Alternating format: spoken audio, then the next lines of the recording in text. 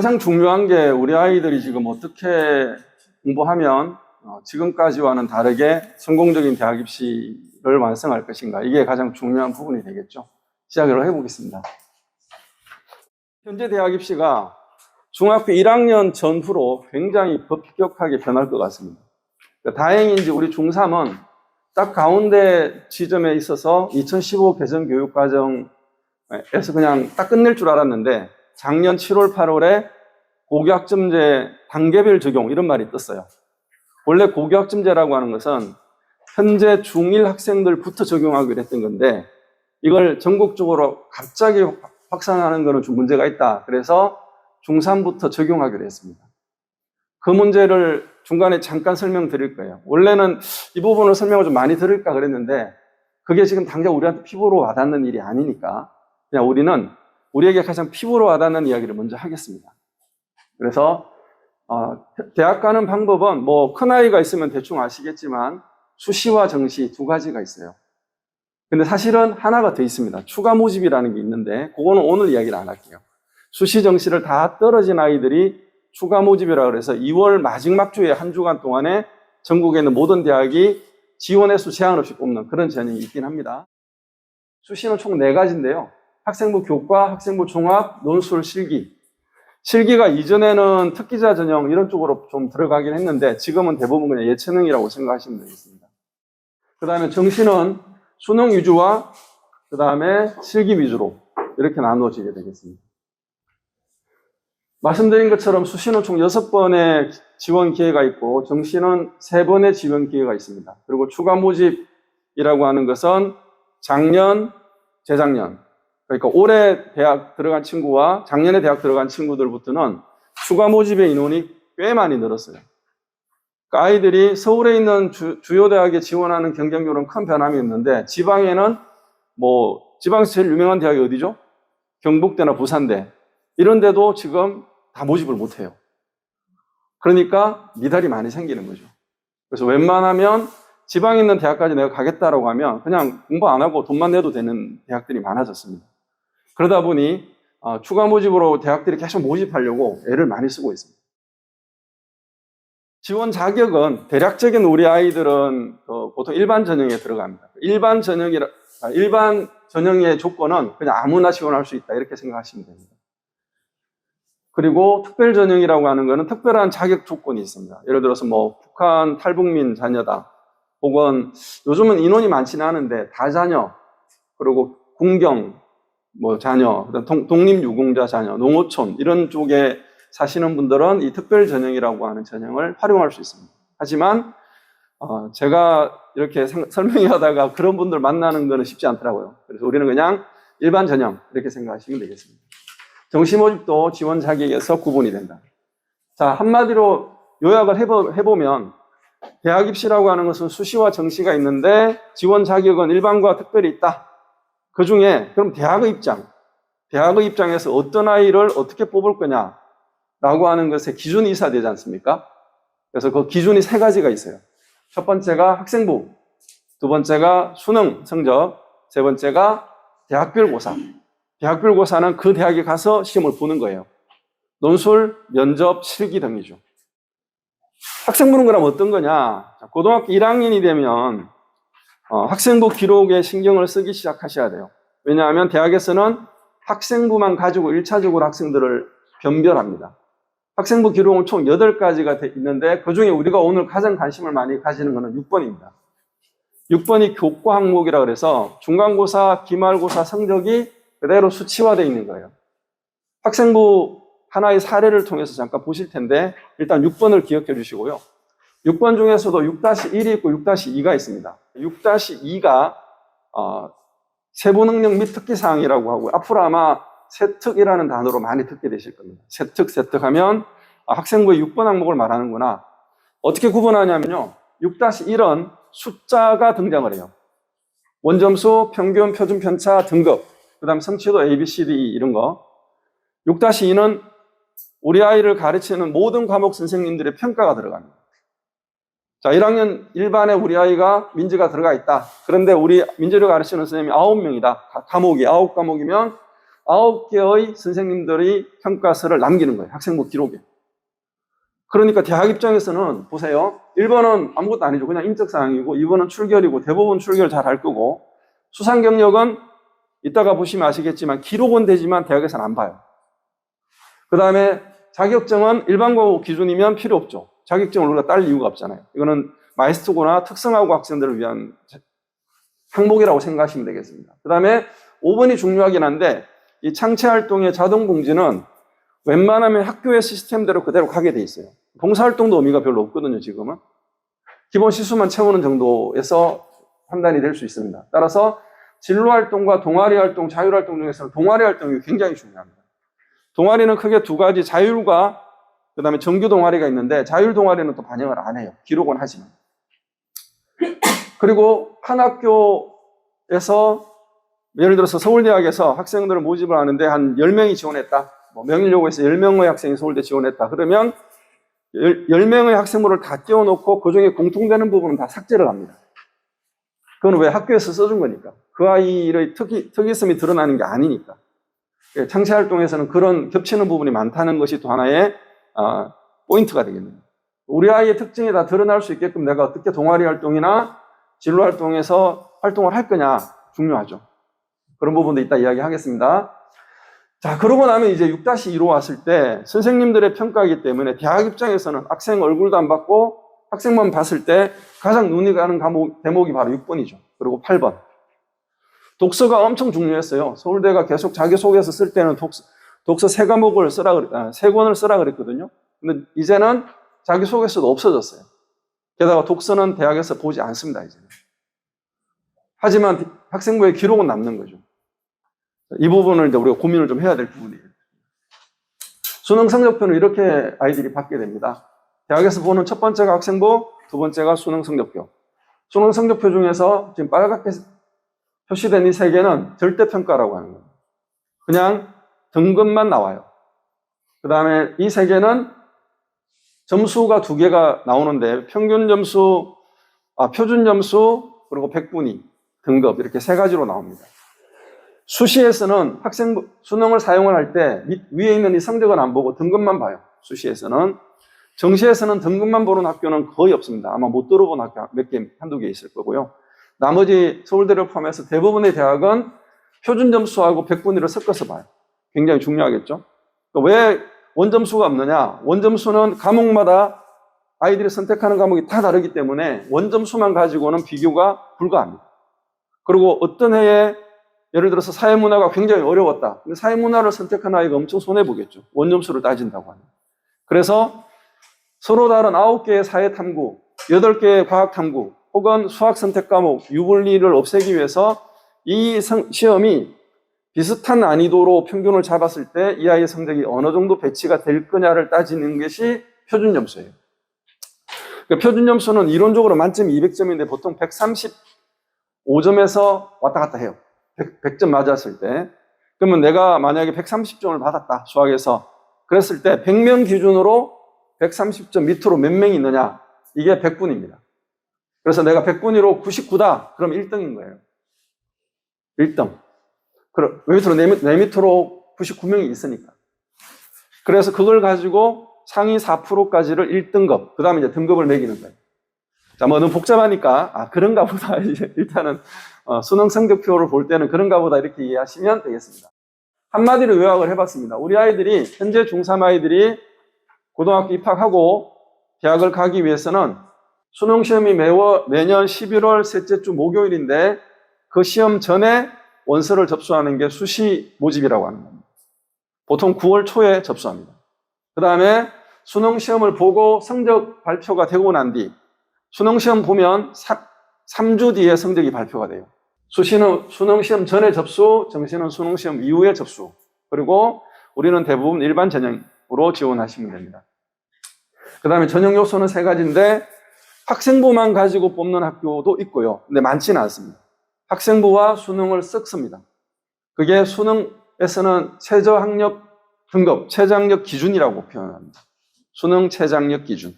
그래서 너 뽑아줄 테니까, 너 내신 좋으니까 뽑아줄게. 그런데 수능에서 2과목을 2등급만 받아와. 나머지 2과목은 망쳐도 상관없어. 이런 게 수능 최저라고 표현하는 거예요. 혹은 학생부, 수능, 그 다음에 면접을 반영하기도 하고 수능과 논술을 반영하기도 하고 다양하게 섞어서 나오기 때문에 입시가 굉장히 복잡해 보입니다. 그러니까 입시가 복잡하게 보이는 첫 번째는 이 특별전형 때문에 그래요. 그래서 우리가 특별전형이 아니면 입시는 간단합니다. 이게 답니다. 자, 조금 구체적으로 수시가 학생부 교과와 학생부 종합, 논술 이런 걸로 나뉜다 그랬는데 논술이나 대학별고사는 일단 제껴놓고요. 왜? 우리는 이제 예비 고1이니까. 가장 좋은 방법은 수시로 학생부로 대학을 가는 게 가장 최고의 방법입니다. 그래서 학생부를 어떻게 관리하느냐에 있어서 어떠면 교과로 가는 겁니다. 학생부 교과. 내신만 가지고, 즉 6-1번만 가지고 학생을 선발하는 거예요. 그러면 이제 이런 의문이 생기죠. 우리는 강동구가 그래도 뭐 이렇게 아주 낙후된 동네는 아니잖아요. 강남 3구는 아니지만 옆에서 이제 강남 3구 흉내를 내고 있는 동네예요. 그래서 성적 따기가 좀 어려워 이렇게 생각하시는 분들이 있잖아요. 그런데 내가 우리 반에서 1등하고 우리 학교에서 그래도 한 평균 2등급은 받았는데 한영구에서 저 지방에 있는 몇 명 되지도 않는 거기서 1등급 받은 애들보다 내가 취급을 못 받는 거예요. 너는 2등급이니까 1등급을 합격시켜줄게. 이게 교과예요. 그러니까 숫자로만 보는 거죠. 이걸 정량평가라 그럽니다. 학생부 교과는 정량평가예요. 그럼 대학 입장에서도 이 부분이 고민스럽죠. 그래서 학생부 교과로는 많은 학생을 뽑지 않았습니다. 이게 이제 대입 공정화 정책 때문에 약간 바뀌었죠. 그래서 교과가 많이 늘었어요. 좀 이따가 학교장 추천 전형이라는 걸 설명을 드릴 텐데 등급 이야기를 먼저 해야 됩니다. 중학교 때 우리 아이가 올 A라 그러면 일단 올 A니까 좋잖아요. 다 90점 이상. 그래서 착각을 좀 하게 돼요. 올 A를 받고 90점, 95점 이상을 왔다 갔다 이렇게 하는 친구들이 전 과목에서 고등학교 들어가면 엄청난 혼란에 빠지는 게 있습니다. 그게 바로 첫 번째 중간고사 시험이에요. 그 첫 번째 중간고사 시험에 물리적으로 그렇게 될 수밖에 없는 구조를 설명을 드리겠습니다. 우선 중학교 때와는 달리 고등학교에서는 등급이 중요합니다. 그래서 1등급, 2등급, 3등급을 나누는 기준으로 한번 설명을 해드리면 상위 4%까지가 1등급, 100명을 생각을 하시면 돼요. 4등까지가 1등급, 그 다음에 11등까지가 2등급, 23등까지가 3등급, 40등까지가 4등급이에요. 근데 가운데 5등급이 20명이 있는데 위아래로 40, 40 이렇게 나눠진 거거든요. 자, 40%라는 숫자에 조금 관심을 가지시고 다음을 보겠습니다. 강동구에 있는 중학교 11개를 전체적으로 한번 조사를 해봤습니다. 어디에 관심을 가지실 거냐면 A에 볼 거예요. A. 우리 딸은 A도 아닌데 그러면 더 우울하시겠죠. 자, 먼저 강명중학교 국어 A가 40%네요. 39.7%. 그리고 명일중학교가 좀 시험이 어려운 학교예요. 그렇죠? 그래서 여기 15%가 있어요. 2학기 때. 이건 작년 3학년 성적 기준입니다. 그러니까 이거를 빼고는 나머지 명일중조차도 40이 많이 보이죠. 배재중학교도 시험이 좀 쉬운 편이네요. 그죠? 대략 이렇게 보입니다. 자료에 있으니까 참고하시고 제가 이제 전체적으로 40% 기준으로 한번 보시라고 설명을 드리고 싶네요. 자, 한영중 같은 경우는 더 A가 많습니다. 사실 제일 A가 많은 학교가 한영중학교예요. 작년 기준입니다. 거의 60% 육박하죠. 62%가 되는 거. 62% 같으면 6등급, 밑에 있는 2%는 6등급에 해당이 돼요. 중학교 때 올 A, 국영수 기준으로 올 A를 받았는데. 그러니까 내가 중학교 때는 성취도 A를 받았지만 고등학교 가면 절대평가가 아니라 상대평가가 되니까 무조건 올 A인 학생들 중에서도 4등급이 나오고 5등급도 나온다는 거예요. 심하면 6등급도 나온다는 거죠. 그러니까 이 부분이 미리 지금 마음의 준비를 하고 계셔야 되는 거예요. 그러니까 우리 아이의 정말 성적 기준이 우리 아이가 올백이다, 뭐 평균 98 이상이다. 그러면 상위권의 포지션을 잡을 확률이 높습니다. 근데 95점 안팎이나 미치면 말씀드린 것처럼 4등급 나옵니다. 많이 나옵니다. 자, 우리 현성이 어머니 학교가 어디죠? 한영중. 한영중 몇 명이죠? 한 반에? 잘 모릅니까? 죄송합니다. 자, 통상적으로 한 25명에서 35명 사이인데 33명 학급도 있고 30명이라고 기준으로 할 테니까 암산을 해보세요. 30명 중에 4%는 몇 등이 1등급일까요? 30 곱하기 0.4 하면 1점이에요. 1점이면 반올림을 하느냐가 아니라 내신을 위로 붙입니다. 그러니까 뒤에는 아무 의미가 없어요. 그냥 한 명. 우리 아이가 배제고로 갔는데 한 반에 30명이다. 그러면 1등만 1등급인 거예요. 그 다음에 11%, 0.11을 곱하면 30명 중에 3.3이니까 3등까지가 2등급이에요. 1등급 하나, 2등급 둘, 한 반에. 그 다음에 23%면 6등까지. 그죠? 아쉬우니까 뭐 6.9니까 7등이라고 합시다. 7등까지가 3등급이에요. 30명 중에 7등, 5등 못하는 거 아니잖아요. 5등 해도 3등급이에요. 그 밑으로는 생각 안 하는 게 좋겠죠. 4등급이, 5등급이, 6등급이 제일 많아요. 그래서 어머님들 이 동네에서 식사하시거나 동네 왔다 갔다 하시면서 가방 메고 다니는 아이들을 보시면 우리 아이를 포함해서 쟤네는 4, 5등급이겠구나 이렇게 생각하시면 정확해요. 맞잖아요. 제일 많잖아.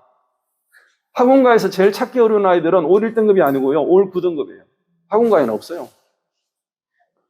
그런 아이들이 학원을 다닐 리가 없잖아요. 그러니까 학원을 다닌다, 성실하게. 그러면 못해도 5등급이에요. 잘해도 3등급이고. 1, 2등급은 정말 귀합니다. 그래서 대학도 그걸 잘 알기 때문에 1, 2등급 위주로 뽑는 거예요. 자, 그러면 이제 지금 우리 아이의 수준이 대략 파악이 되시겠죠? 네, 갑시다.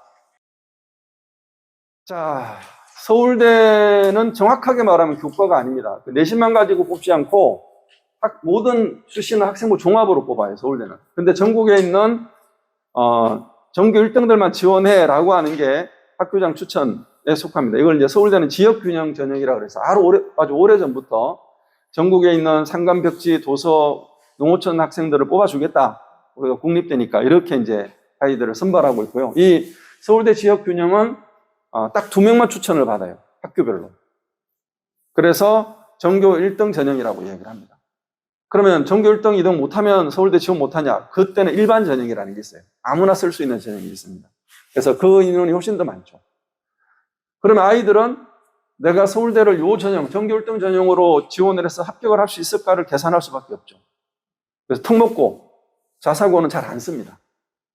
왜냐면 일반고 애들이 내신이 훨씬 더 좋으니까. 그렇죠?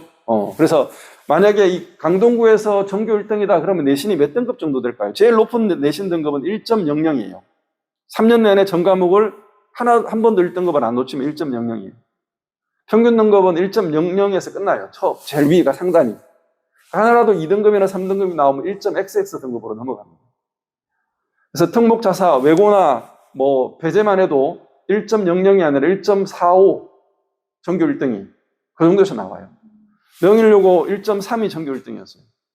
그러니까 1.XX 등급은 굉장히 일반고에 유리한 거죠. 그러니까 그래서 지원을 안 해요. 외고는 과거는 이런데 이 지역균형 학교장 추천 전형에 서울대 지원 안 합니다. 일반고를 위한 전형이라고 생각하시면 돼요. 서울대를 말하고 싶은 게 아니라 바로 얘네들의 숫자를 말하고 싶은 거예요. 이렇지가 않았어요. 작년 이전까지는.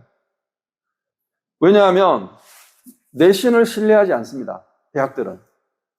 그 학교에서 그 학교의 시험을 본 거잖아요.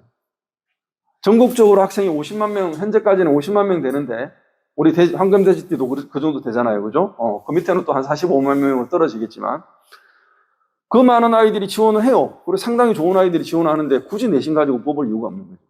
그래서 내신은 너무 당연하게 생각하고 그 다음을 보는 거예요. 그래서 많이 뽑지 않았는데 다행인지 불행인지 어쨌든 작년부터는 이 학교장 추천 전형을 늘려라. 교과 늘리고 수능을 늘려라라고 한 게 교육부 정책이잖아요.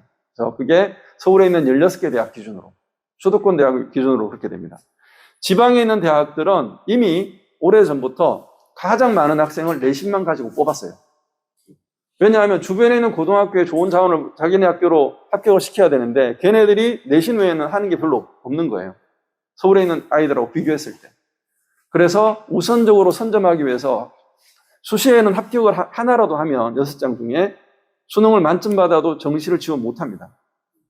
그래서 정시 지원을 했을 때 내가 어느 정도 대학을 갈 수 있는지를 기준 삼아서 수시 지원을 해야 돼요.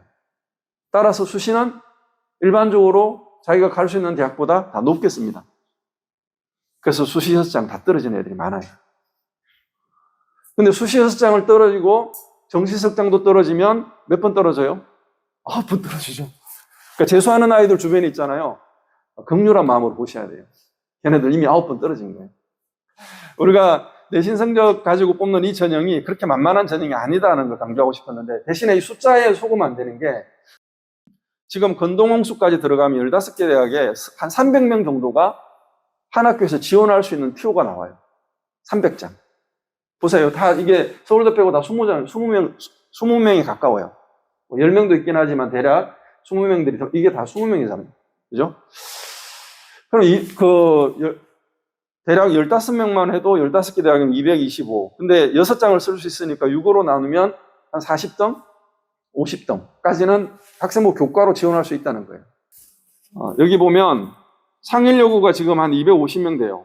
그리고 강동 217명, 일반고 기준으로 보면, 그래서 저희가 빨간색 두 줄과 파란색 한 줄로 해서 1등급, 2등급, 3등급 나눴는데 3등급까지는 여기를 써도, 여기는 어렵겠지만 그 밑에 대학은 쓸만해요. 그러니까 3등급 밑으로 생각하시면 안 되는 거죠. 고등학교 들어가고 우리 아이의 내신 관리에서 3등급 밑은 생각하지 말자. 이게 첫 번째 드리는 포인트입니다. 그러면 우리 아이 성적을 엄미체까지 다 해야 되느냐? 네, 서울대나 연대나 주요 대학들은 엄미체까지도 평가에 반영하는 대학들이 들어 있습니다.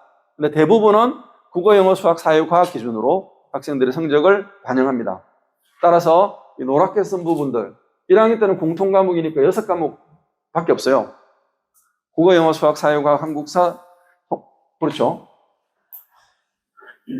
자, 이 6개가 1학기에 6과목, 2학기 때 6과목에서 총 12과목의 성적이 평균으로 계산이 될 겁니다.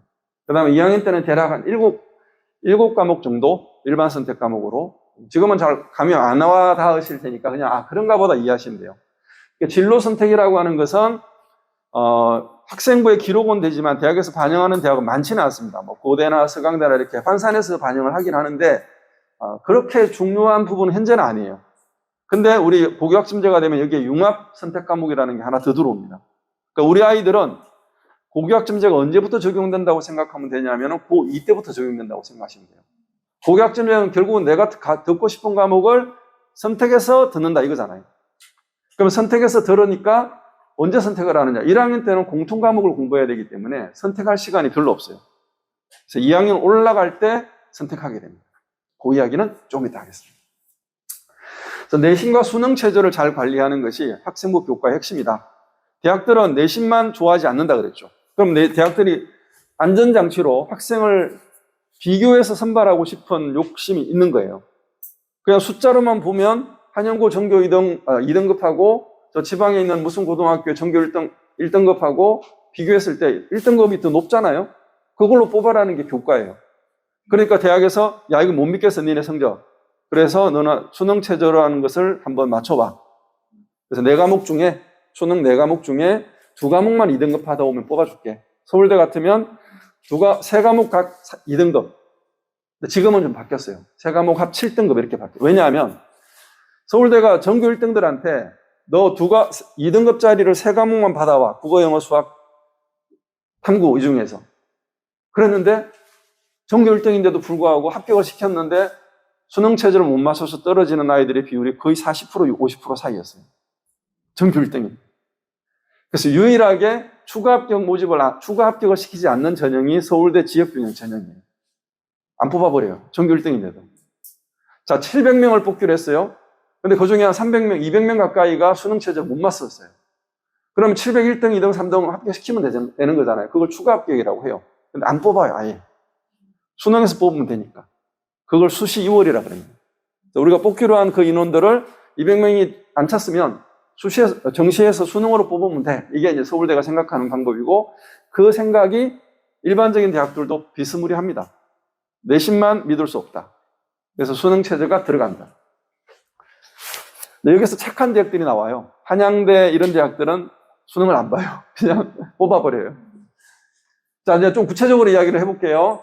1등급 때가 되면 상위 6개 정도 대학을 학생부 교과로 지원할 수 있다. 물론 1등급 때도 1.99 이런 건 아니겠죠. 1점 초반대, 이런 때는 상위 6개 대학을 학생부 교과, 즉 내신 성적만 가지고 수능 최저 한 두세 과목 맞추면 합격이 가능합니다. 2등급대가 되면 2등급도 참 잘하는 거예요. 2등급 때 후반으로 갈수록 밑으로 대학에 붙는 거고, 위로 갈수록 여기까지도 올라갈 수도 있어요. 그 다음에 3등급 대가 되면 인서울 수준의 대학들, 인서울의 마지노, 문지기, 인서울 대학의 문지기는 서경대, 한성대 이런 대학들입니다. 36대가 들어가기도 하고요. 명지대가 들어가기도 하는데, 명지대가 포지션이 되게 애매해요. 지금 강동구에서 인서울은 가천대를 포함시키면 돼요. 가천대 되게 우습게 생각하시죠?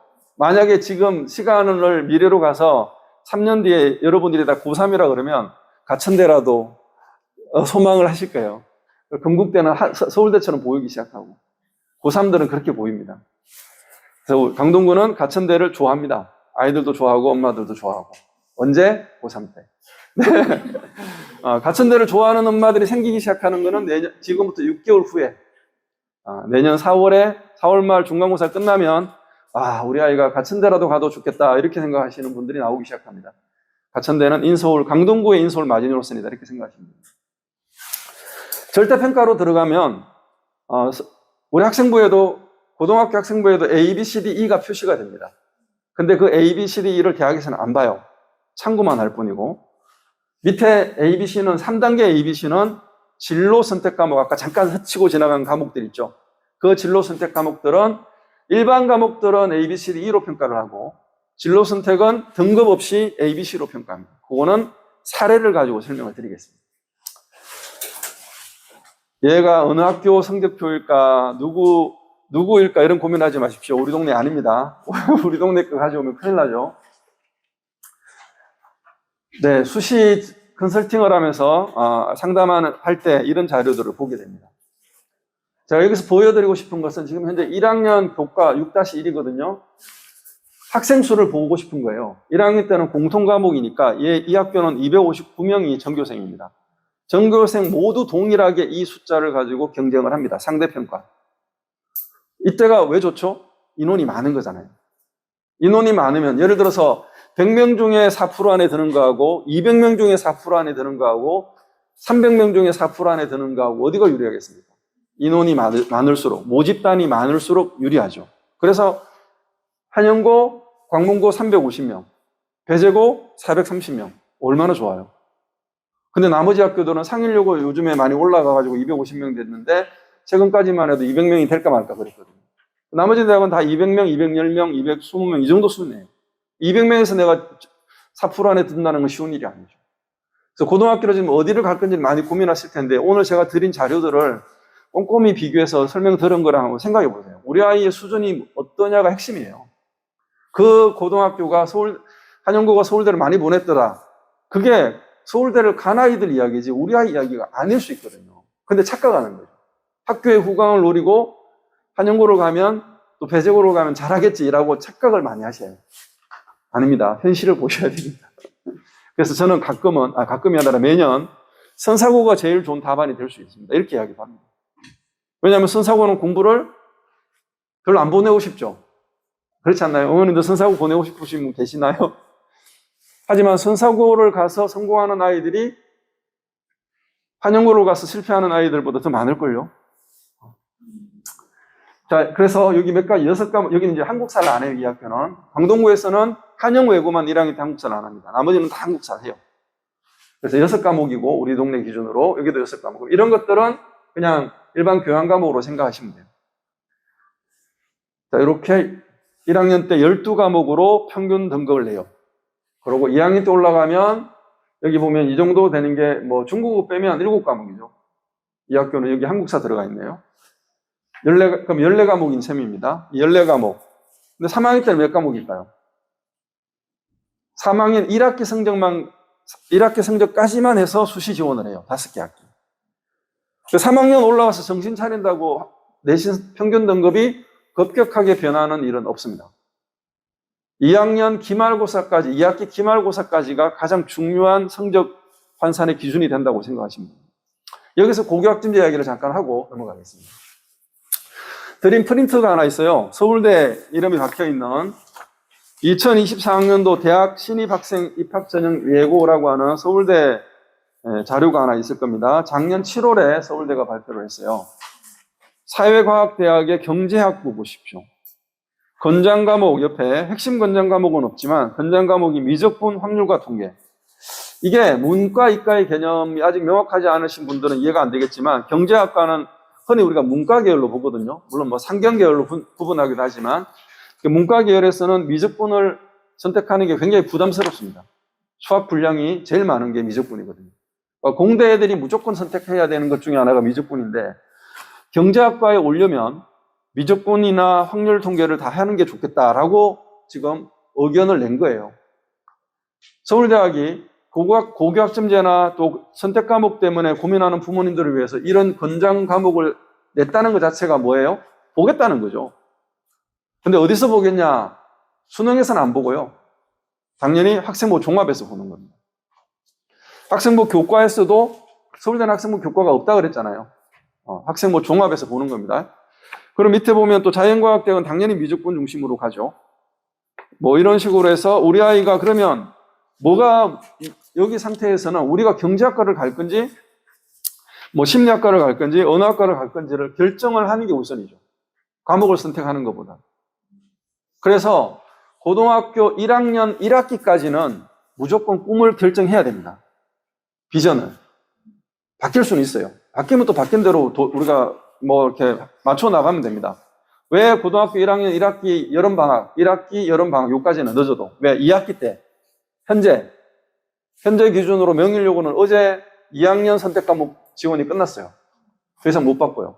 그래서 2학기 시작하자마자 예비 신청 1차, 2차 예비 신청, 3차 확정 이런 식으로 이 10월 달쯤 되면 거의 끝납니다. 고등학교에서 2학년 선택 과목이.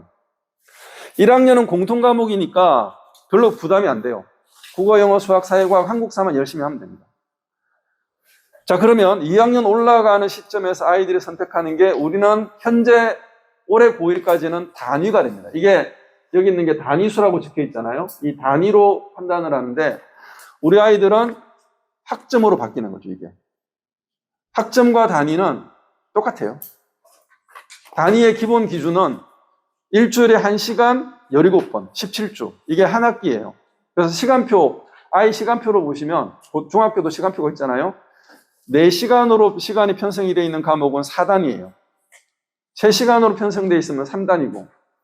그리고 우리 예비고1부터는 이게 4학점, 3학점 이렇게 부르는 거예요. 가장 큰 차이는 단위제는 204단위, 3년 동안 1학기, 2학기, 1학기, 2학기, 1학기, 6학기 동안 204단위를 들어야 되는데 학점제로 가면 192학점으로 12학점을 줄여줘요. 그럼 지금 시간표에서 2시간씩 빠지는 거예요. 그래서 시간표를 짜다 보면 공강이 나오기 시작해요, 아이들이.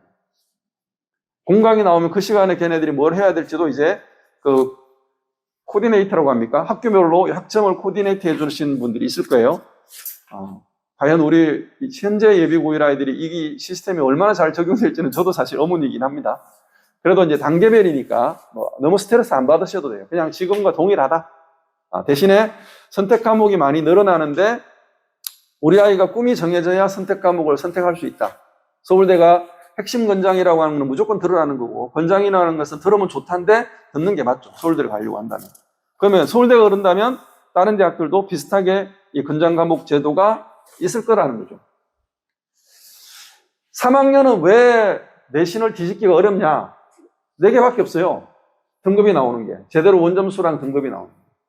대학은 원점수 평균, 표준, 편차 등급이 있는 과목을 위주로 학생들을 선발합니다. 왜냐하면 이것처럼 자 여기 진로 선택 과목이 이런 거예요. 진로 선택 과목은 단위가 있고 원점수 평균은 있는데 등급이 없어요. 여기 등급이 없어졌죠. 그 다음에 여기는 A, B, C, D, E까지 표현이 되는데 여기는 A, B, C만 돼 있고 차이는 이 A, B, C, D 성취도 5개는 그냥 그 학교가 정하기 나름이에요. 90점 이상이 A 이게 아닙니다. 볼까요? 85점인데 B잖아요. 78점인데 A죠. 그래서 중학교와는 다릅니다. 그냥 그래서 대학에서 저걸 반영을 안 합니다. 대학에서 얘를 반영할 수 있어요. A가 몇 프로냐? 50%. 100명 중에 50.6명이 A고 그럼 A가 많은 거잖아요. 여기는 A가 64명이나 돼요. 그럼 쉽다는 얘기죠. 그럼 대학에서 이 점수를 반영을 한다면 좀 깎아서 보겠죠. A가 32명밖에 없어. 이런 거는 높여보겠죠. 필요한 과목이라고 한다면. 지금 우리는 진로 선택 과목이나 융합 선택 과목이나 이런 부분에 대한 생각은 너무 많이 안 하셔도 되고, 고등학교 1학년 1학기 중간고사에 모든 초점을 맞추시면 됩니다. 그리고 한 스텝 한 스텝 가시면 됩니다. 분명한 것은 고3 때 성적을 뒤집는 것은 거의 불가능하다. 왜? 1학년 때는 최소 12과목, 2학년 때는 최소 14과목이고 1학기, 2학기 다 합쳐가지고 3학년 1학기는 많아야 5과목입니다. 적으면 3과목에서 4과목, 아이들이 선택하는 것에 따라 달라서. 그래서 1학년 때 전교생을 대상으로 하는 공통과목의 내신을 잘 받는 것이 아주 중요하다. 저는 극단적으로 매년 예비고를 설명할 때마다 여러분의 자녀 혹은 여러분의 대학 입시는 6개월 후에 결정납니다.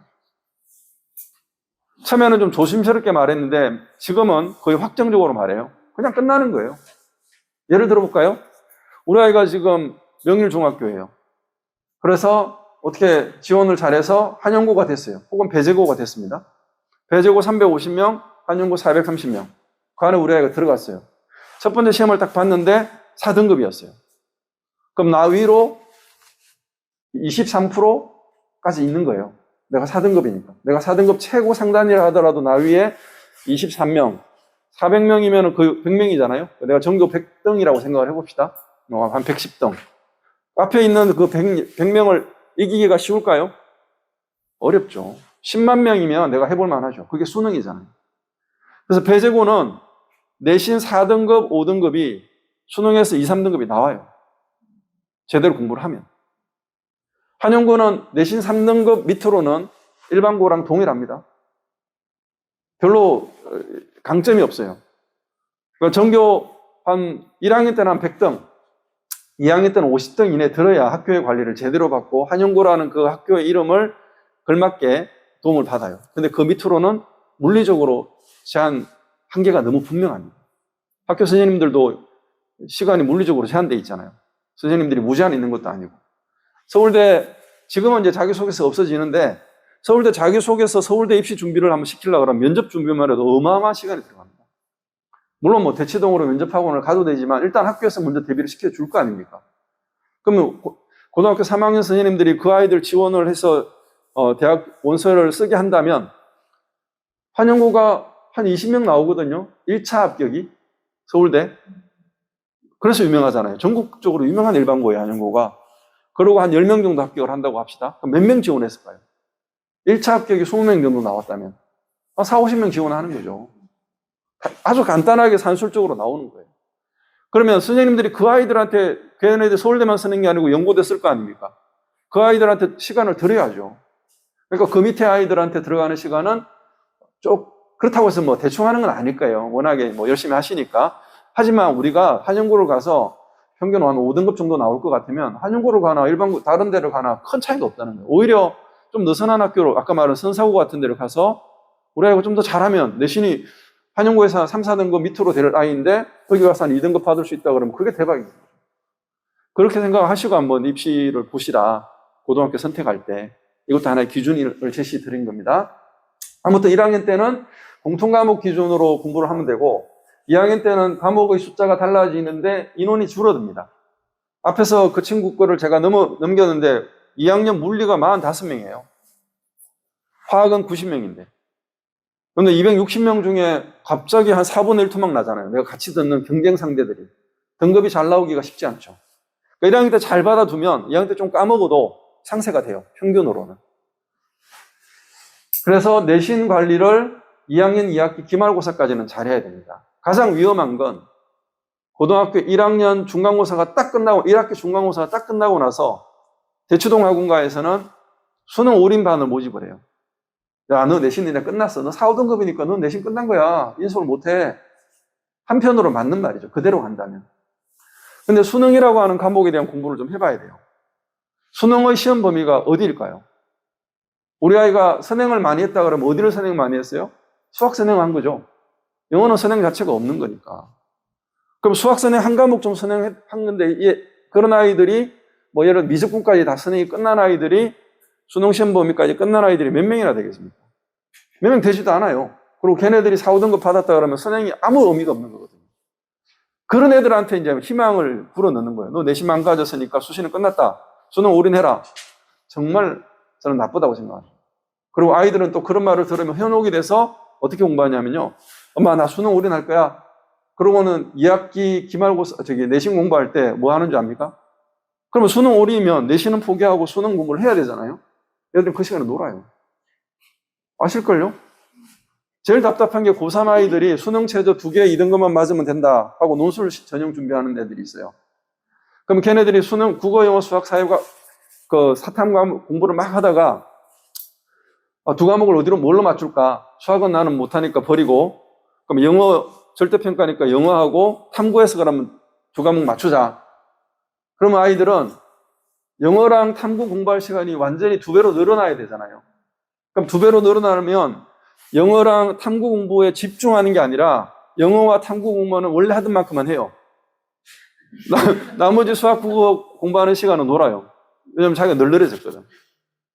그래서 아이들한테는 100을 하라 그러면 50도 안 하고요. 50을 하라고 편하게 좀 너 행복하게 살아하고 50만 해 그러면 25도 안 하는 거예요. 그래서 너무 강압해서 100을 시키는 것도 안 맞지만 너무 아이들한테 편안하게 해주는 거는 입시적으로 보면 굉장히 위험한 선택이다. 어릴 때는. 고1 때는 무조건 내신에 올인해라. 2학년 2학기 기말까지는. 그리고 나서 2학년 2학기 기말부터는 수능 올인해도 됩니다. 이때부터는 내신을 버려도 큰 차이가 안 나요. 말씀드렸잖아요. 3학년 때는 내신이 못해도 그렇게 안 떨어져요.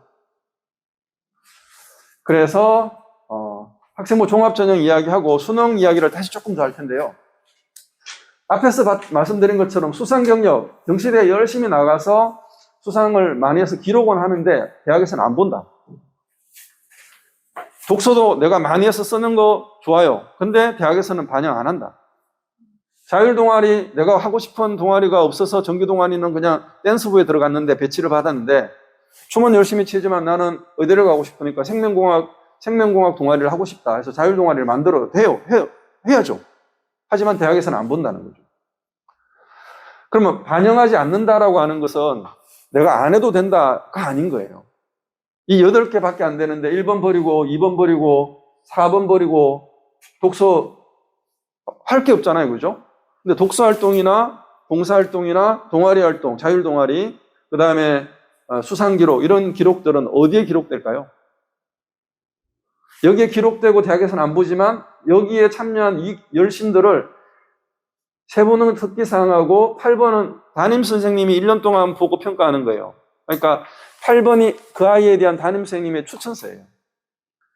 대학에서는 동아리 활동에 있는 동아리 부장선생님, 그 다음에 각 과목 선생님들의 평가, 담임 선생님의 평가, 이 3가지가 가장 중요한 평가 기준이 될 겁니다. 자, 제가 수학 선생님입니다. 우리 성덕여중에 3학년 수학을 가르치고 있어요. 제가 만약에 예를 드는 거예요. 저는 성덕여중 수학 선생님 아닙니다. 그래서 6반을 가르칩니다. 우리 서원인의 반을 포함해서 한 120명을 가르치는데 1학기 학생부 기록은 매년 8월 31일 날 끝내야 돼요. 8월 31일이 지나면 1학기 학생부에 손대면 불법이에요.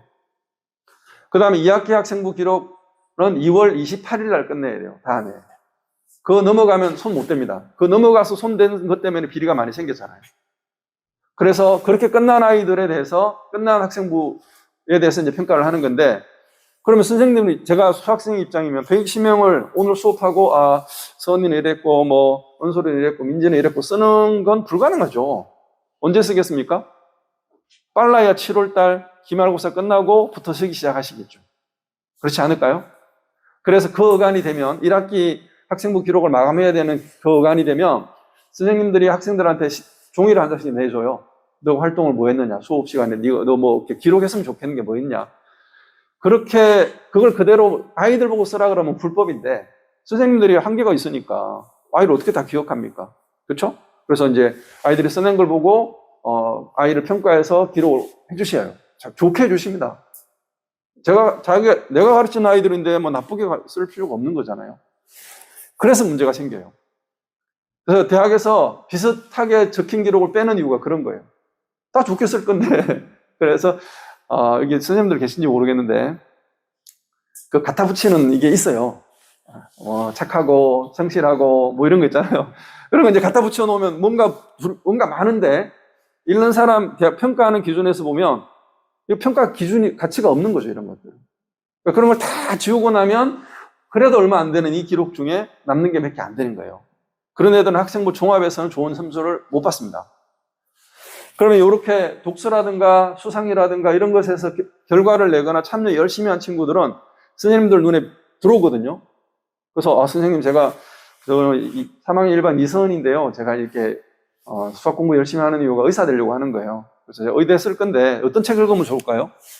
이렇게 만약에 선생님한테 개인적인 대화를 시도했거나 제가 이번에 이 숨결이 바람들 때라는 책을 읽고 한번 이렇게 레포트를 써봤어요 하고 선생님한테 제출해요. 그럼 선생님이 귀찮아서 안 볼 수도 있죠. 근데 또 볼 수도 있어요. 근데 보거나 안 보거나 어떤 생각이 드십니까? 선생님 머릿속에 이선이라는 아이가 각인이 생기는 거죠. 그래서 3학년 1반 이선 학생부 쓰다 보면 걔가 그런 거 있었지. 얘는 의사가 되기 위해서 이런 노력을 하고 있습니다 라고 쓰는 거예요. 내가 써낸 것도 있지만 또 선생님들 중에서는 굉장히 또 우직하게 아무것도 안 받고 본인이 직접 다 쓰시는 분들이 계세요. 누가 얻어 걸릴지 모르죠, 선생님들은. 그래서 우리는 준비를 미리부터 잘해야 된다. 자, 학생부 종합에서 핵심적으로 우리가 알아야 될 것은 바로 서울대가 어떤 스탠스를 가지고 있느냐입니다. 지금 특목자사고 준비하시는 친구들이 있을 텐데요. 대제나 그다음에 이화여고나 한대부고 이런 고등학교들은 쉽게 말하면 우리가 특목고는 아닙니다. 왜냐하면 시험이 없잖아요. 그냥 추첨해서 뽑는 건데 시험이 있다고 하는 게 이제 면접 하나가 지금 코로나 때문에 없어졌는데 면접 하나만 가지면 선발 효과가 얼마나 될 거냐? 굉장히 높습니다. 한 번 아이하고 10분 대화함으로써 그 아이의 우수성을 파악하는 것은 어른들 입장에서는 너무나 쉬운 일이에요. 대화 몇 번 해보면 얘가 잘할 수 있는지 아닌지가 금방 다 드러나요. 그래서 특목고를 준비한 아이들이 유리한 거예요. 외대부고, 한하고, 상상고, 민사고 이런 거 준비한 친구들은 이미 대학 입시에 거의 50% 이상을 준비가 했다고 해도 과언이 아닙니다. 왜냐하면 이렇습니다. 특목자사고를 지원한다. 올해입니다. 올해이가 아닌 애들이 들어가려고 아등바등 하는 거는 그건 좋은 선택이 아닙니다. 들어가는 것보다 더 중요한 것은 들어가서죠. 들어가서 못 붙을 아이가 들어가려고 바둥바둥 하는 거는 잘못된 거죠. 그래서 일단 들어가는 데는 성적은 큰 의미가 없어요. 숫자상으로. 그 성적이 어떤 의미를 갖는지를 보는 거예요. 얘가 우리 고등학교로 오면 얼마나 계속 이 성적을 유지할 수 있을까? 지금은 올해인데 평균 98이라고 하는데 얘가 4등급, 5등급, 6등급으로 떨어지고 9등급도 나오니까 이렇게 떨어지면 어떡하지? 그때 보는 게 멘탈이죠. 나는 우리 명일중학교에서 전교 1등에 가까운 성적을 받았어요. 근데 한화고를 가니까 9등급을 해요. 이때 아이는 어떻게 결정을 하겠습니까? 자퇴하거나, 자퇴해서 검정고시를 보거나, 전학 가거나, 이런 걸 유도하겠죠. 그러면 안 뽑는 거죠, 그런 아이들은. 거기서, 내가 좀 부족하구나 하고 다시 유연하게, 강인하게 멘탈을 부여잡고 도전하는 이런 친구를 뽑고 싶고, 그런 아이들이 성공하니까. 그래서 멘탈도 보는 겁니다. 그리고 인성도 보는 거고. 얼마나 스스로 공부하는 훈련이 돼 있는지, 자기주도 학습을 통해서 심화되어 있는지 이런 걸 보는 거죠. 모든 걸 한꺼번에 봅니다. 그리고 무엇보다 제일 가운데 딱 정리되어 있는 게 진로예요. 이 아이의 꿈이 명확한지, 혹은 이 아이의 꿈이 바뀌더라도 얼마나 열심히 참여할 건지, 그게 그대로 서울대가 요구하는 것과 동일합니다. 이것은 4개 최고 특목고, 외대부고, 한화고, 상상고, 민사고에서 학생들을 모집하는 전형을 분석해서 내린 결론이고요. 이거는 서울대 전형 요강에 그대로 있는 내용입니다. 완벽하게 일치하더라고요. 서울대는 창의적인 인재로 발전한 가능성이 있는 학생을 뽑겠다. 이렇게 한마디로 두루뭉실하게 하는데 세부 내용은 이렇습니다. 다 정보학 입시와 동일합니다. 학생부 종합 전형은 바로 이런 아이들을 뽑는 전형이라고 생각하시면 돼요. 성적은 기본으로 갑니다. 대신에 학생부 교과와의 차이는 학생부 교과로 1등급이 합격하는 학교라면 학생부 종합으로는 2등급도 합격을 할 수 있다는 거예요. 2등급이 합격한다면 2.5등급이나 3등급도 합격할 수 있는 게 학생부 종합입니다. 나의 숫자로 부족한 부분을 활동, 비교과로 보완하는 것이 학생부 종합이다. 이렇게 생각하시면 정확합니다. 자, 수능 이야기를 해보겠습니다.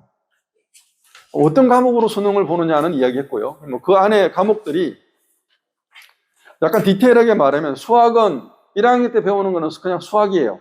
1학기 수학, 2학기 수학. 2학년 때 배우는 것은 수학 1, 수학 2. 그 다음에 기하, 3학년 때 배우면 확통, 미적. 뭐 이렇게 배우는데 지금 말한 세세한 내용들은 다 과목이고요. 그냥 수학이라고 하는 것은 큰 의미의 교과예요. 교과라는 것은 큰 집합이라고 생각하시면 돼요.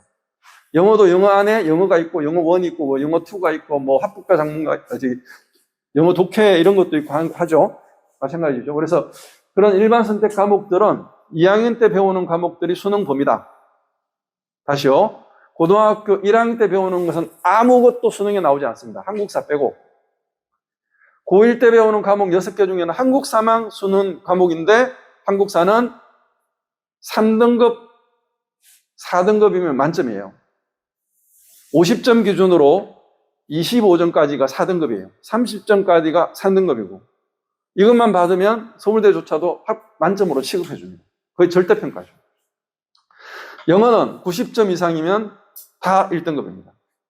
영어 90점이면 4개 틀렸다는 이야기예요. 3점짜리 2개, 2점짜리 2개.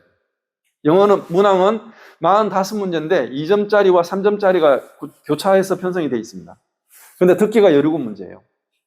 그러니까 영어를 1등급을 못 맞는 거는 좀 이상하죠. 왜냐하면 이게 착각을 많이 해요. 영어는 대충 해도 돼. 절대평가니까. 이렇게 생각하는 친구들이 많아졌다는 거예요. 근데 지금 점점 일반 상대평가의 4%, 6% 요 사이로 수렴하고 있어요. 어떤 해에는 뭐 한 10% 넘은 적도 있긴 하지만. 영어 1등급을 받는 것은 굉장히 좋은 전략입니다. 거기에 가능하면 고1 들어갈 때 영어 1등급을 만들고 들어가면 최상이죠. 우리 예비 고1은 이제 좀 늦긴 했지만 고등학교 1학년 과정에 영어를 총 1등급을 맞추어서 나가자. 이렇게 생각을 좀 해보시면 좋겠습니다. 그래서 2학년 때 공부하는 과목들이 수능 출제 범위이기 때문에 2학년 기말고사까지 내신 공부를 최선을 다하라는 게 바로 그 이야기입니다. 우리 아이가 5등급 받은 것도 있고 4등급 받은 것도 있긴 하겠지만 언제 공부를 제일 많이 하죠? 시험 공부할 때. 내일이 시험이면 오늘 저녁에 제일 집중력이 좋잖아요. 시험 공부한다는 전제하에서. 근데 내신 공부를 안 하고 수능에 올인하겠다 그러면 그거조차도 안 하는 거예요. 아직 시험 범위가 다 완성도 안 돼 있는 아이들입니다. 그래서 수능 올인은 2학년 때까지는 말도 꺼내지 못하게 하셔야 됩니다. 너가 내신 공부 열심히 하는 게 수능 올인하는 거야. 이렇게 말씀하십니다. 자, 과목 다시 디테일하게 보면 뭐 대충 보겠습니다. 공통 과목이라고 하는 것은 문이과 상관없이 똑같이 보는 시험. 그 다음에 선택 과목에서 이제 유분리가 나누어져요. 이게 재밌는 게 숫자는 너무 복잡하니까 대충 듣고 넘어가시면 돼요. 100명 중에 합법과 작문은 한 70%, 70명이 선택을 했고 작년 기준이에요. 그 다음에 언어와 외체는 30% 정도가 선택을 했어요. 근데 1등급 받은 아이들 중에 거의 7, 80%가 언어와 외체예요. 적게 선택한 아이들이 1등급을 더 많이 받은 거예요. 수학은 더 우울합니다. 미적분 기하를 선택한 아이들이 확통을 선택한 아이들보다 한 40대 60이었거든요. 작년 기준으로. 올해는 50대 50이 될 것 같아요. 근데 이 40% 있는 아이들의 95%가 1등급이에요. 1등급 중에 95%가 미적분 기하라는 거죠. 그 다음에 인문계열 과목인 확률과 통계에서는 많은 학생이 선택을 했지만 5%, 6%밖에 안 되는 거예요. 1등급. 그래서 올해 인문계열 선택하는 아이들 중에 미적분을 선택하는 경우가 엄청 많아졌습니다. 특히 재수생들. 작년에 서울대 자퇴생이 몇 명인지 혹시 아십니까? 맞춰보세요. 서울대 갔는데도 자퇴를 했어요. 400명입니다. 매년 서울대를 가장 많이 보내는 학교가 어딘지 아십니까? 연세대학입니다. 고등학교가 아니고. 제가 학교라고 그랬잖아요. 연세대학은 700명 가까이 자퇴를 합니다. 고대도 그 정도 수준이에요. 세계 스카이, 우리가 모두 다 가고 싶어하는 스카이가 매년 자퇴하는 학생 수가 점점 늘어가지고 작년에 최고점을 찍었는데 2,000명에 입학합니다. 걔들은 서울대 같으면 대부분 아이들이 의대를 가고 싶어하는 거죠. 연구대 애들은 서울대 가고 싶어하는 거예요. 그럼 생각해 보세요. 그 밑에 대학들은 어떨까요? 당연히 더 많은 숫자가 재수할 확률이 높겠죠. 그러니까 수능으로 대학 학생들을 뽑는 걸 대학이 별로 좋아하지 않았어요. 근데 이제 이렇게 이상하게 지금 교육 정책이 스탠스가 꼬여가지고 스텝이 꼬이는 바람에 정시를 늘린 거예요. 정시 40%는 실제로는 거의 50%에 육박합니다. 왜냐하면 수시 2월이 생기니까.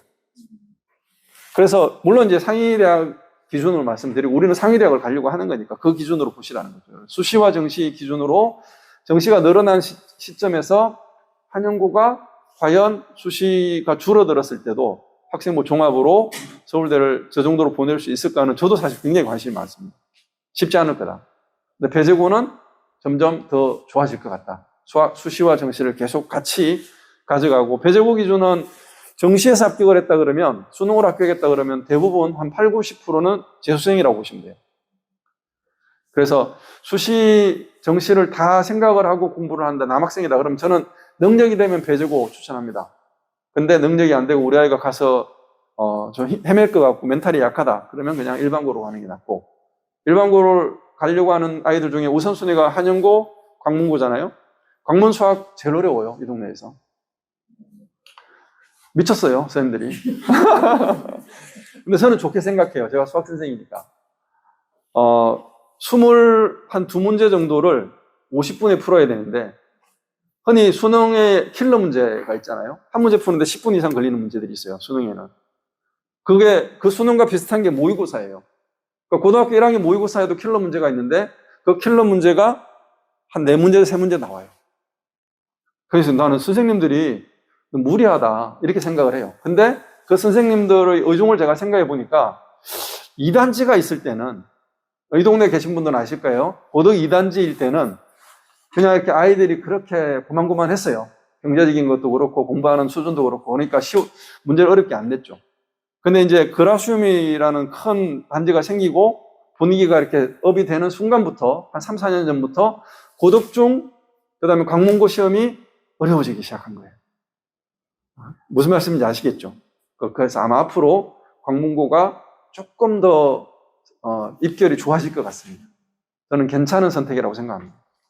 광문고를 가고 싶어 할 때 우리 아이가 수학이 어떤지도 한번 고민을 해보셔야 돼요. 그래도 뭐 다른 고등학교 선택지보다는 광문고가 우선 선택이 될 수 있죠. 왜? 인원이 많으니까.